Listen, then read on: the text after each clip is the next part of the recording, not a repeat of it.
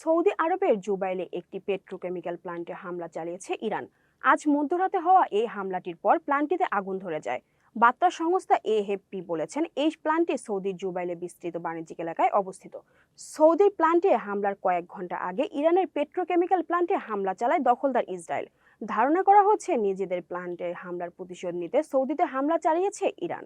এদিকে ইরানের হামলার ভয়ে সৌদি আরব ও বাহরাইনের মধ্যকার ব্রিজ অনির্দিষ্টকালের জন্য বন্ধ করে দেওয়া হয়েছে। আজ সংশ্লিষ্ট কর্তৃপক্ষ জানিয়েছে, বাদশাহ ফাহাদ কসওয়ে নামের ব্রিজটি যান চলাচল অনির্দিষ্ট সময়ের জন্য বন্ধ থাকবে। এই ক্ষেত্রে সৌদির পূর্বাঞ্চলে ইরানের কথা উল্লেখ করা হয়েছে।